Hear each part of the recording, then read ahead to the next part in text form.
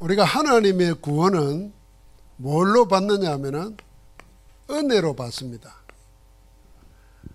우리의 노력, 대가로 받는 게 아니고 하나님이 거저 주시는 은혜로 얻는 것이 구원입니다. 구원이 뭐냐? 구원은 세상적으로 말하면 구출, 구조 이런 걸 생각해 보십시오. 자, 불이 붙었습니다. 화재가 났는데 그 속에 사람이 죽어갑니다. 소방관이 들어가서 그걸 살려 건져내오잖아요. 그럼 구조했다 그러고 구출했다 그러잖아요. 구원받았다 이런 말 안 하거든요. 그럼 구원의 의미는 뭡니까? 구조나 구출의 의미를 넘어서는 겁니다.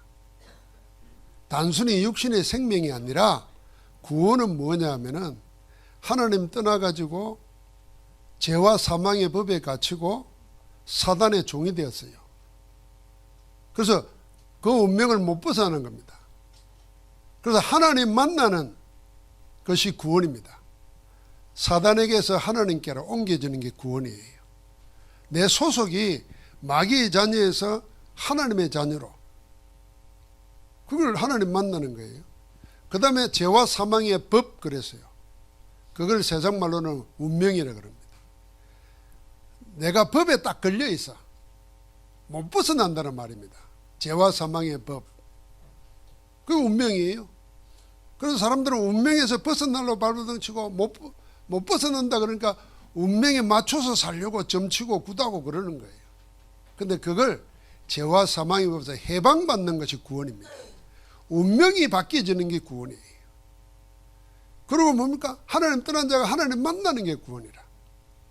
자, 이 구원은 우리의 노력으로 얻을 수 없어요. 어떤 종교 행사로도 얻을 수 없어요. 그래서 하나님이 은혜로 우리에게 거저 주신 겁니다. 그러면은 그 은혜에는 무슨 이유가 있느냐 하면은 하나님의 이유가 있는 겁니다. 왜 하나님이 그렇게 하겠어요? 그걸 우리가 찾아야 되는 겁니다.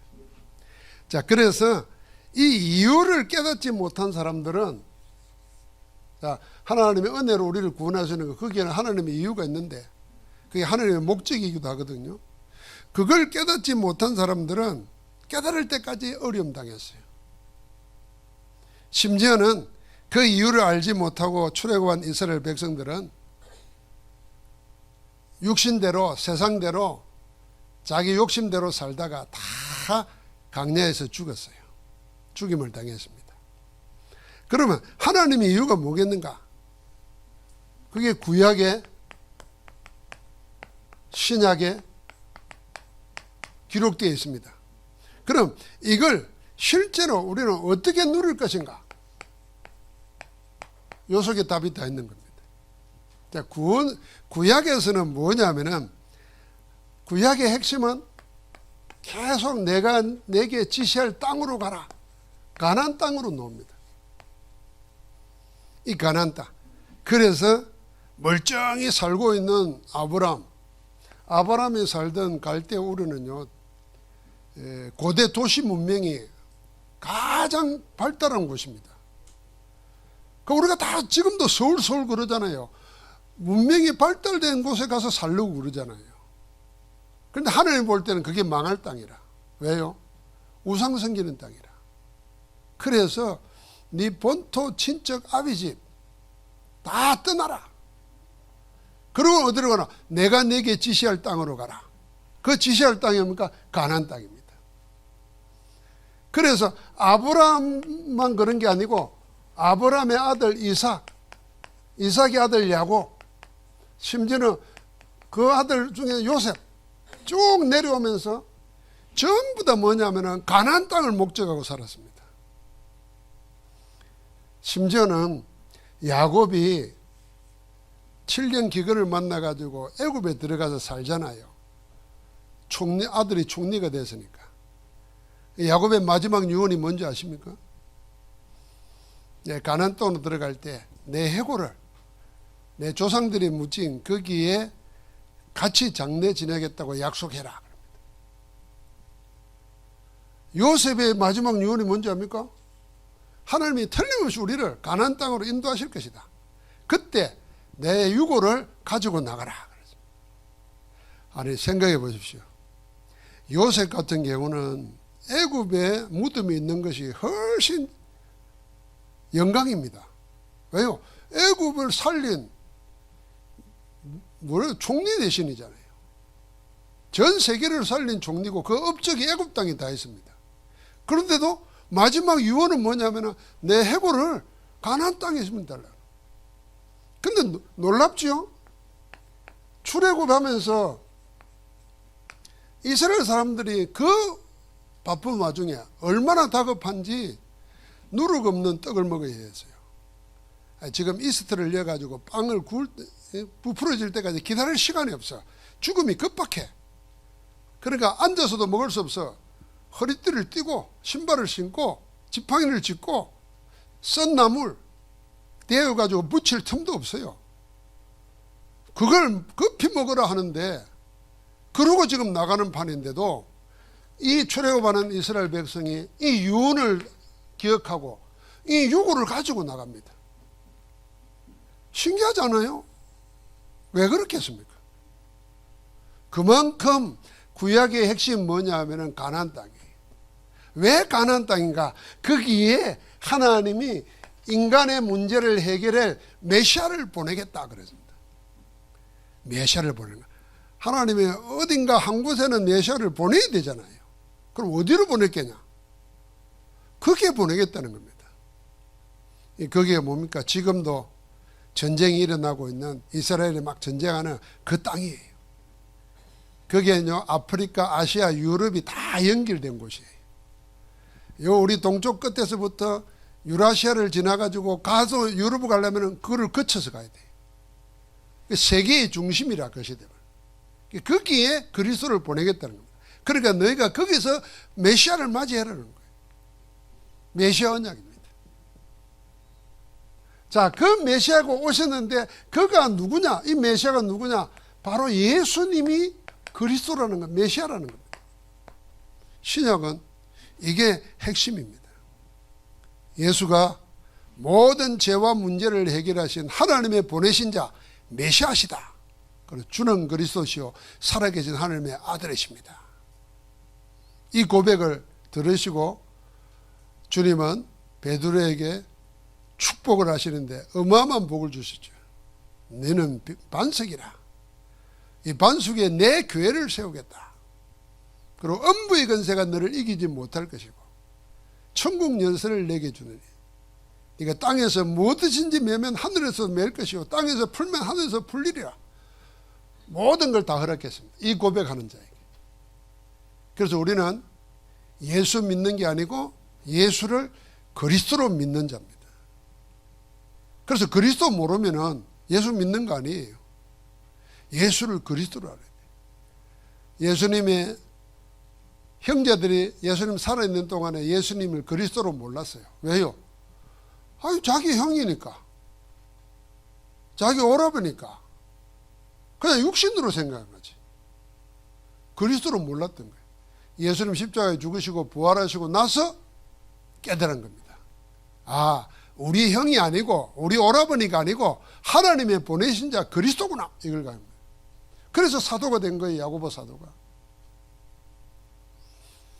자, 이 그리스도께서 말씀을 남겨놨는데 마지막 남긴 말이 뭡니까? 마태복음 28장 16절부터 20절에 보니까 모든 족속으로 제자 삼으라.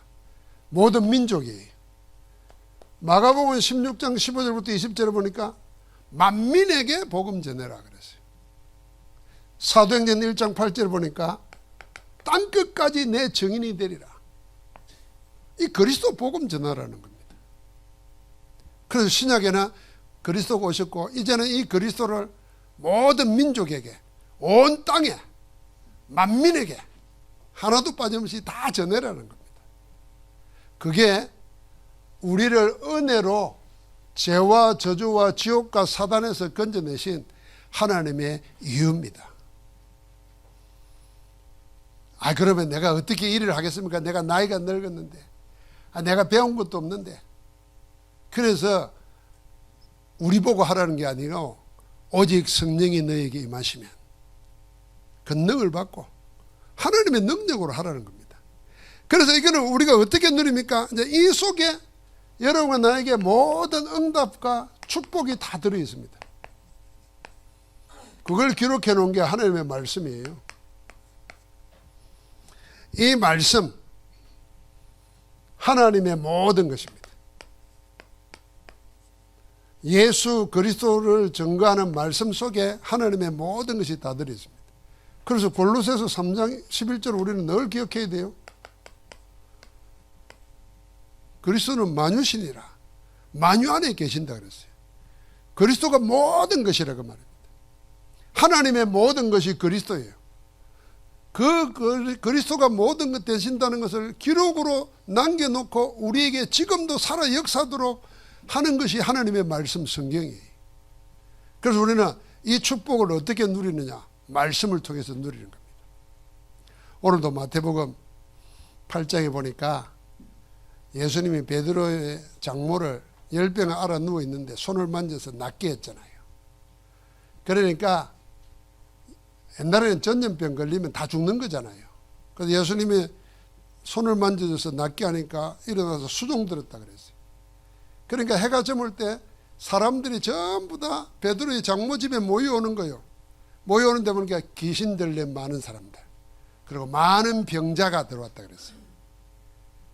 근데 거기에 예수님이 귀신 들린 자를 고쳐주고 병자를 고쳐주는데 뭐라고 했냐면은 말씀으로 귀신을 쫓아내시고 말씀으로 병을 고치셨다 그랬어요.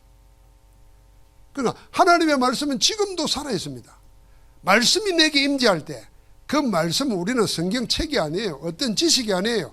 하나님이신 하나님. 말씀이신 하나님이 육신 있고 우리 가운데 오셨는데 그분이 예수 그리스도고 그분의 말씀을 이루신 말씀을 붙잡고 기도할 때 그 말씀이 내 안에서 역사하시는 거예요. 이 말씀의 역사를 이해를 못하는 분들은, 실감을 못하는 분들은 이렇게 한번 생각해 보세요. 여러분을 보고 누가 면상에 대놓고 욕을 했다. 그래 나에게 욕을 했어요. 야, 이 X 새끼야 이랬다. 그럼 여러분 그 말 듣고 마음의 상태가 어떻겠습니까? 좋다 이런 사람이 있어요? 화가 나서 싸우든지 아니면 그래도 모자라서 집에 와서 울긋불긋 하면서 막 열나겠죠. 안 잊어지겠죠. 그게 그 욕이 내 안에 역사하는 거예요. 하나님의 말씀이 살아 역사한다는 말은 그런 말이에요. 욕이 아니라 하나님의 살아있는 말씀, 그 말씀 듣고 병이 치유되고 그 말씀 듣고 인생이 바뀌었는데 그 말씀이 지금도 살아있다면 나에게 임해야 될 거 아니에요. 언제 임하냐? 성경 읽을 때. 언제 임하냐? 기도할 때. 언제 임하냐? 예배 드리고 말씀 들을 때. 언제 임할지 몰라요. 어느 날 탁 그걸로 누리는 겁니다. 그러면서 이걸 뭡니까? 이 말씀을 전하는 겁니다. 그게 전도예요. 전도는 하나님의 모든 축복을 누리는 겁니다. 내게 와 있는 하나님의 축복을 누리는 거예요. 그거 전도라는 겁니다. 기도는 뭡니까? 하나님의 인도받는 모든 것입니다. 사실 우리가 뭘 해야 될지 모르고 어떻게 살아야 될지 모르잖아요. 그럼 누가 나를 잘 가르치고 인도하면 좋잖아요. 그럼 하나님이 뭐요? 말씀으로 성령으로 우리와 함께하면서 우리를 가르치고 생각나게 하고 우리의 미래를 알게 하고 우리를 인도하신다 그 말입니다. 그러니까 성삼 하나님이 인도하시고 그 인도받는 것을 보고 기도를 하는 겁니다. 기도는 문제 해결, 그 해결될 수 있어요. 병 고치는 거 하나님이 하실 수 있어요. 그러나 거기까지 인도받는 것이 기도다 그 말이에요. 인도를 잘 받아야 되죠. 자, 하나님의 이유가 뭐겠는가? 그리스도를 보내서 모든 문제를 해결하시고 이제는 그걸 나에게 은혜 베풀어서 만민에게 전하라는 겁니다. 그래서 전도는 교회대로 오는 게 아닙니다. 그 이전에 더 중요한 거 그의 과거, 현재, 미래를 완전히 바꾸는 겁니다. 과거 죄와 저주와 사망이 있는 자로 하여금 하나님께로 옮기는 거예요. 뭘 통해서요? 우리가 복음 전할 때 그가 그리스도를 영접할 때 과거에서 해방받는 거예요. 현재 지금 염려할 게 없어요. 하나님이 함께 하시는 거예요. 미래 하나님 보장해 놔서 그 배경 가지고 오늘을 사는 겁니다. 그 이유 때문에 우리를 보고 누리라는 거예요. 말씀과 기도로 누리고 그걸 전달하면서 축복을 받으라는 거예요. 오늘도 우리에게 하나님의 이유를 알고 예배하면서 큰 응답 누리기를 주의 이름으로 축복합니다. 하나님 감사합니다. 이유 있는 하나님의 은혜를 알게 하시니 감사합니다. 값싼 은혜가 아니라 피로 값주고 사신 은혜 속에 우리가 하나님의 자녀가 되었고 빛의 자녀가 되었습니다. 이제 어둠의 세상 속에 이 빛을 전달하는 죽음의 세상 속에 저주와 재앙에 묶여있는 자들을 자유하고 해방시키는 생명의 복음을 전하는 정인되게 하옵소서. 그 일을 우리 안에서 이루시는 예수 그리스도 이름으로 기도하옵나이다. 아멘.